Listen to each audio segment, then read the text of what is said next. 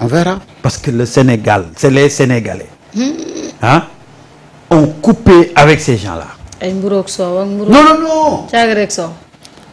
xam nga Samba ñun dañuy wax lu benn mbir lu yàgg. waaw gars yi ñëw ne waaw waxoon ngeen ko fi. Tout à fait. Mais dama ne les jours à venir bu leen dara surprendre c'est la communication de comme gars yi moom.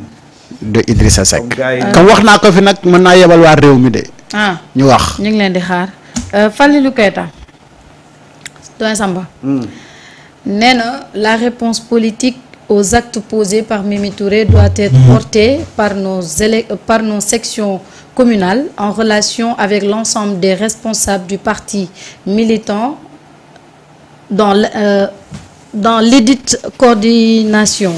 waaye yemu fa itam mu ni li nga xamante ni moom la Mimi teg comme acte aussi day wane ni ñoom itam dañoo war a riposter wu taxaw waajal Ousmane Sonko ci élection présidentielle de 2029. Man, je suis pas d'accord avec lui quand il écrit un message aussi important de ci teg coalition Mimi, parce que mu ngi créer dans la conscience une dualité entre te boobu amul.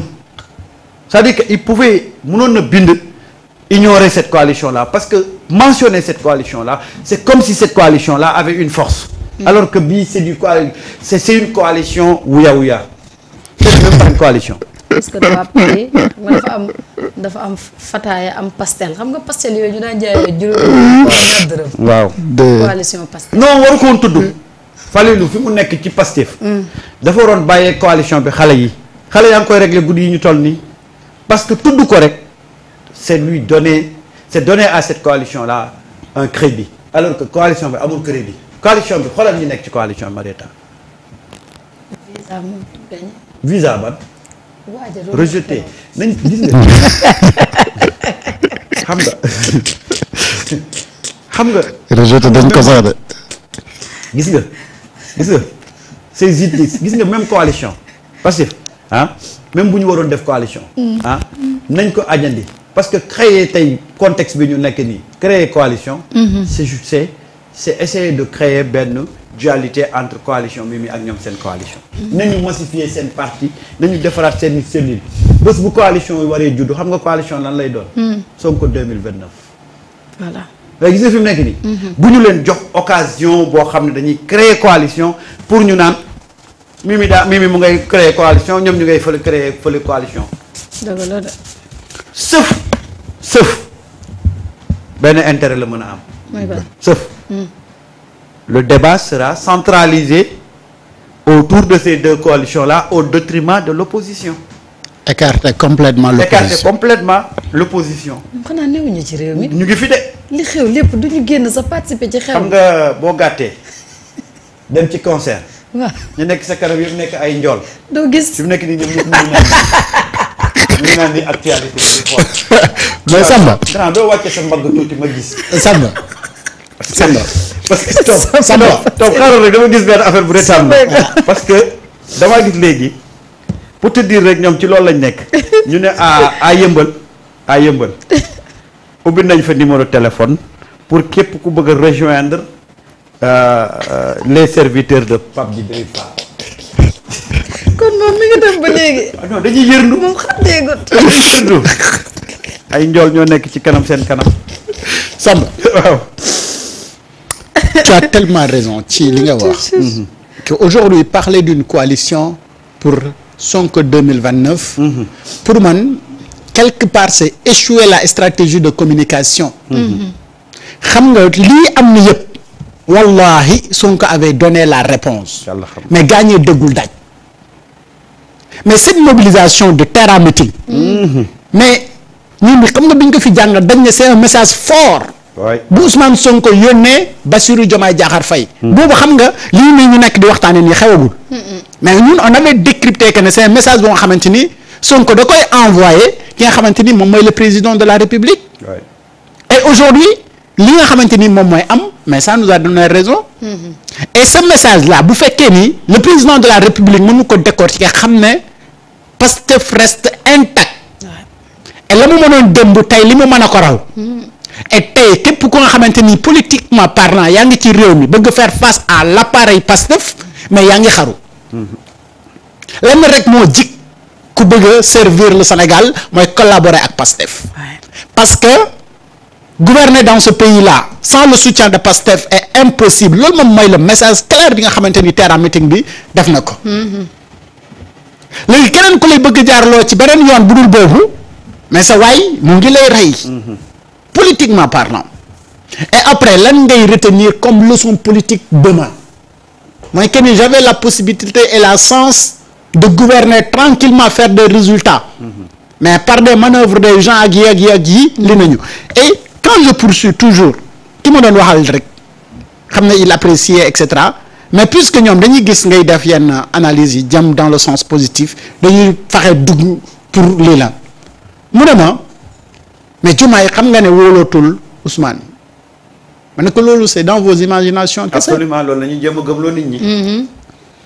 mais amul ci àdduna luy am lu tax Diomaye du rester am confiance ci Ousmane parce que Ousmane mosu ko wan parce que xam nga pour nga manquer nit confiance.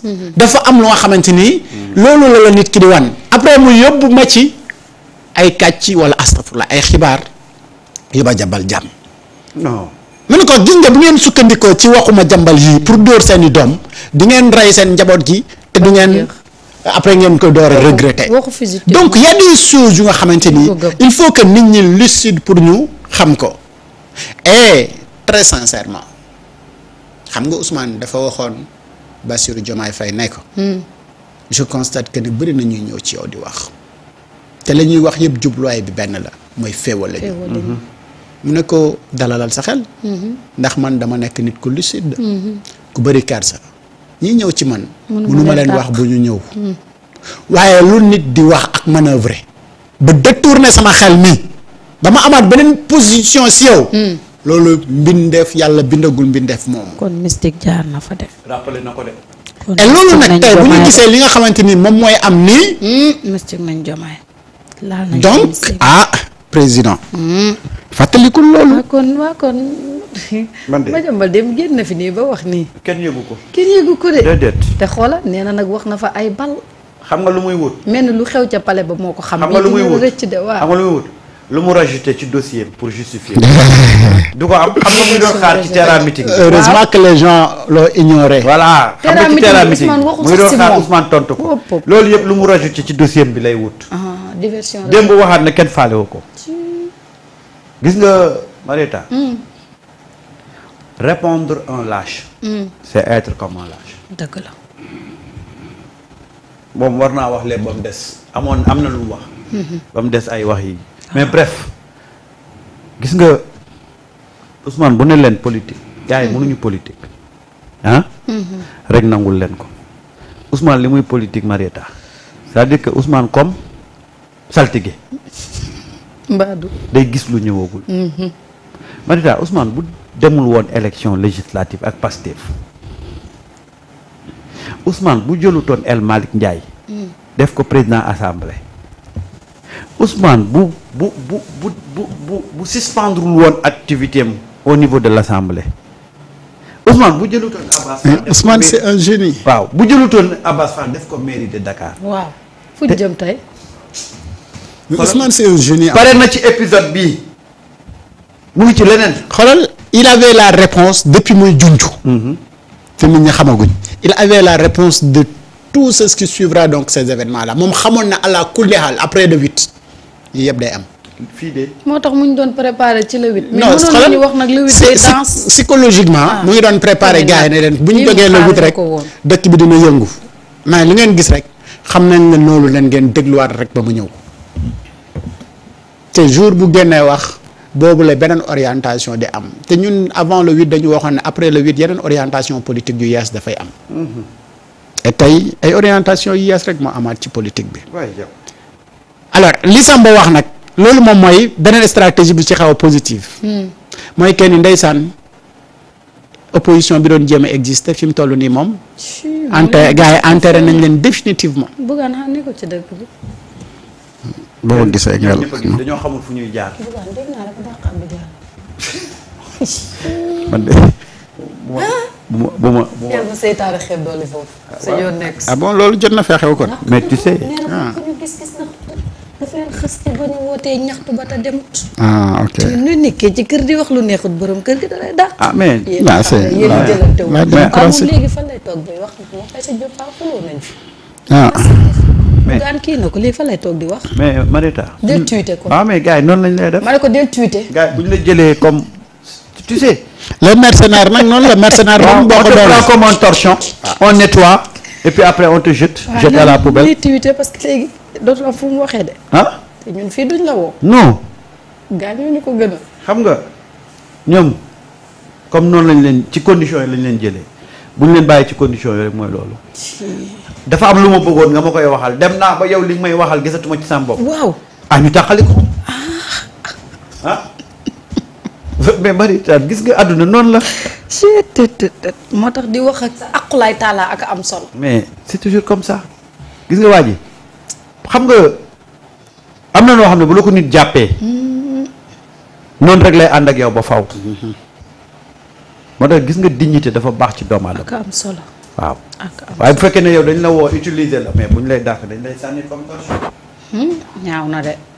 point barre moo tax gis nga tey y a deux choses yoo xam ne moom la ñuy accepter que effectivement y a divergence effectivement y a problème.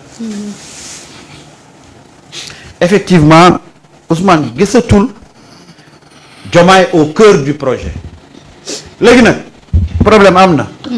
essayons de chercher les solutions. des solutions. mais Samba fii nag. identifier